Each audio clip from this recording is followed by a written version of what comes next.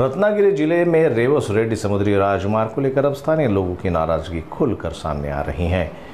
मीरा कालबा देवी खाड़ी पर प्रस्तावित फ्लाईओवर को लेकर ग्रामीण आक्रामक हो गए हैं। ग्रामीणों ने इस मुद्दे को लेकर हस्ताक्षर अभियान चलाया। उनकी मांग है कि फ्लाईओवर के बजाय समुद्र तट के किनारे सड़क का निर्माण किया जाए, जिससे न सिर्फ गांव की सुरक्षा सुनिश्चित हो बल्कि स्थानीय पर्यटन को भी बढ़ावा मिल सके। वहीं फ्लाईओवर के क्षेत्र को प्राकृतिक स्वरूप और पारंपरिक जीवन शैली प्रभावित होने की संभावना है।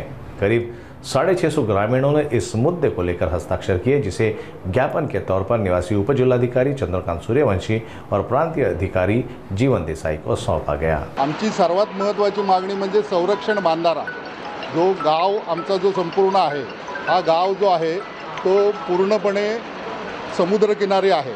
वर्षानुवर्ष गावाच्या धूप प्रतिबंधक बांधाऱ्याची जी आमची मागणी आहे, ती धूप प्रतिबंधक बांधाऱ्याची मागणी आमची हळूहळू पूर्ण होते। परंतु हा जो सागरी महामार्ग आहे रेड्डी रेवस, हा जर समुद्रकिनारी जमिनीवरून गेला आणि गावाच्या पश्चिम भागातून गेला तर पूर्णपणे धूप प्रतिबंधक बांधाऱ्याची आम्हाला गरज राहणार नाही आणि ती प्रमुख मागणी आमची आहे। दुसरी मागणी त्याच्यामधली अशी आहे की आमच्या गावातून रस्ता मार्गे जर हा महामार्ग गेला तर गावामध्ये उद्योगधंद्यांच्या दृष्टीने प्रवासी किंवा टुरिस्ट जे आहेत ते गावामध्ये उतरतील आणि गावातील तरुण उद्योजक जे आहेत, तरुण जे बेरोजगार तरुण आहेत, त्यांना त्यामध्ये चांगल्या प्रकारे रोजगार उपलब्ध होईल।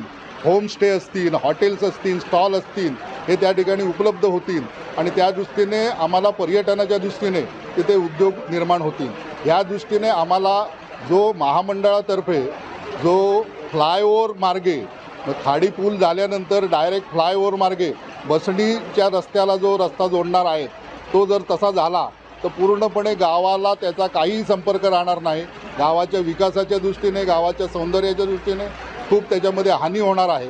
तर आम्हाला त्या मार्गाला आमचा विरोध आहे आणि जो रस्ता मार्गे जो रस्ता काढणार आहे त्याला आमचा पाठिंबा राहणार आहे आणि तशी आमची आग्रही मागणी राहणार आहे। अजूनपर्यंत ग्रामस्थ कुठच्याही संघर्षाच्या मनस्थितीत नाहीत। अजूनपर्यंत सगळे जे ग्रामस्थ आहेत ते प्रशासनाला सहकार्य करत आहेत, परंतु यापुढे आमच्या मागणीचा जर योग्य विचार झाला नाही तर पुढच्या टप्प्यात कशा प्रकारचा संघर्ष करायचा या दृष्टीने ग्रामस्थ त्या दृष्टीने विचार करतील।